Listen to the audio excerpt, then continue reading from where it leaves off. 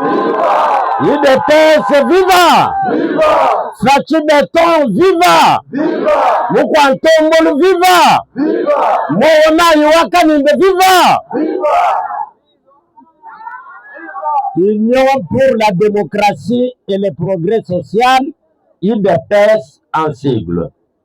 Fédération du Kasaï central de code H17, message de soutien à son Excellence, Monsieur le Président de la République, pour le changement de la Constitution. Mes chers compatriotes, à un moment de l'histoire, il est un impératif qui s'impose aux hommes et au peuple de pouvoir s'appesantir sur leur destin en scrutin à fond le passé pour baliser l'avenir. La République démocratique du Congo, notre beau et grand pays, vient de traverser une période de 30 ans de grandes turbulation qui tire déjà à sa fin.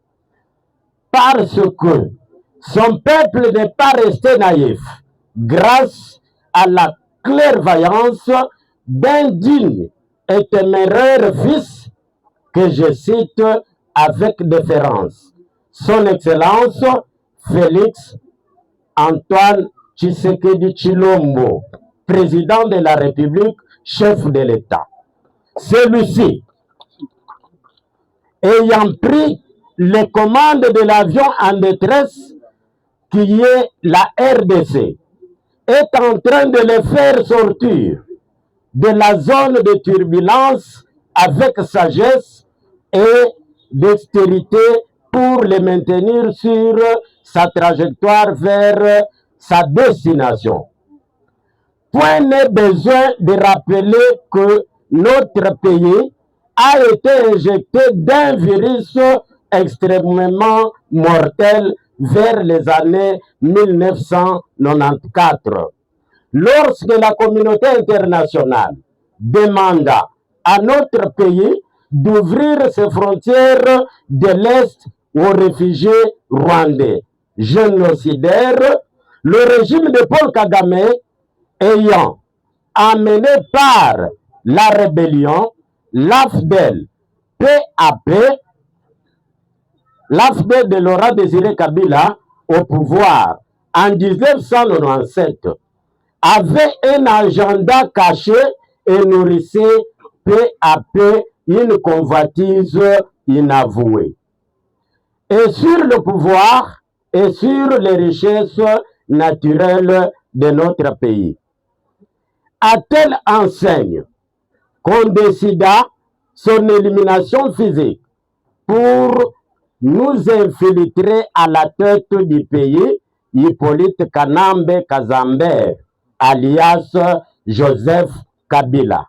Ce dernier n'a eu comme rôle que de faire proliférer malicieusement ce virus d'infiltration des Rwandais à tous les niveaux de l'appareil de notre État, sous le nom congolais d'emprunt, et même au niveau de la Constitution qu'il a eu à modifier par 2 fois en y injectant l'article 217 qui stipule de céder une partie de notre sol à des voisins lorsqu'il y a conflit. Aujourd'hui, la guerre est justifiée que nous fait le Rwanda a fauché la vie de près de 20 millions de Congolais de manière atroce et créé près de 7 millions de déplacés. Un drame humanitaire unique au monde en ce 21e siècle. Un génocide que la communauté internationale se refuse jusque-là par culpabilité d'accepter ou de déclarer officiellement. Cette guerre n'a pour soubassement que de rechercher sa survivance économique à cause de son extrême pauvreté en voulant grignoter sur la richisme partie de l'Est de notre pays au fond de balkanisation. Voilà pourquoi nous disons à ce jour non, NON, à cette mésaventure du Rwanda sur le sol de nos ancêtres. Comme un seul homme derrière le commandant suprême de FARDC et de nos forces d'autodéfense Wazalendo. La victoire est certaine.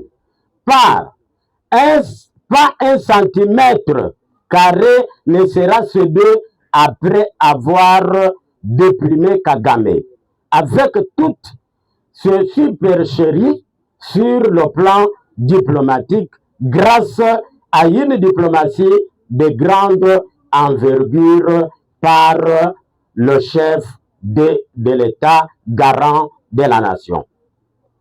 L'heure a sonné pour faire sauter le dernier verrou qui constituait le rempart et la justification du Rwanda à sa guerre ignoble. Notre constitution, taillée sur mesure des visées expansionnistes du Rwanda et son infiltration, comment expliquer que le Rwandais dans leur pays se soulève quand on parle de changement de la constitution de la République démocratique du Congo? Le peuple de Luiza dit oui à son changement pour garantir notre pleine souveraineté et une paix durable.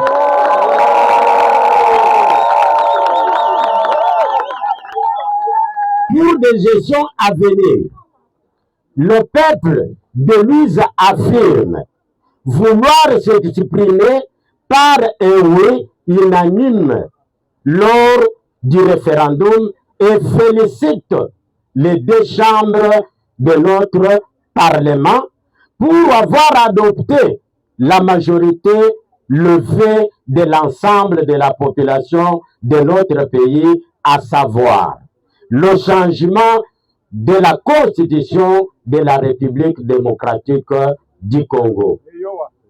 N'en déplaise aux opposants congolais de mauvais goût, inconscients, véreux, corrompus et achetés par le pouvoir de Kagame pour entraver une marche désormais irréversible et irrésistible vers l'indépendance à la fois politique et économique de notre pays sous la houlette de son Excellence Félix Antoine Tshisekedi Tshilombo Fachi Beton Moomai Wakaninda.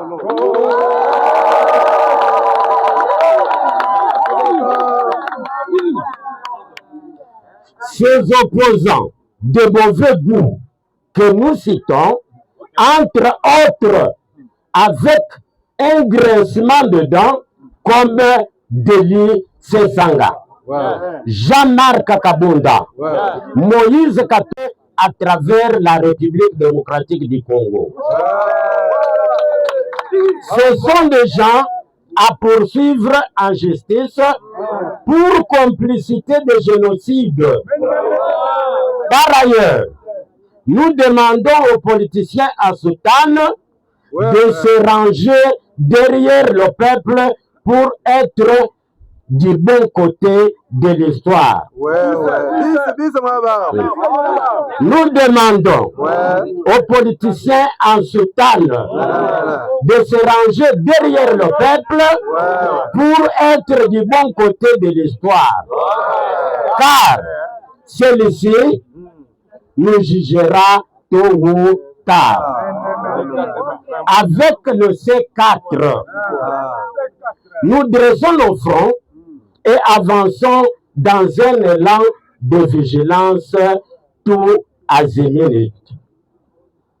Abat le C64. Abat le C64. Vers l'enfer. Que Dieu bénisse la République démocratique du Congo et son leader charismatique, incontesté, son Excellence Félix Antoine Tshisekedi Tshilombo.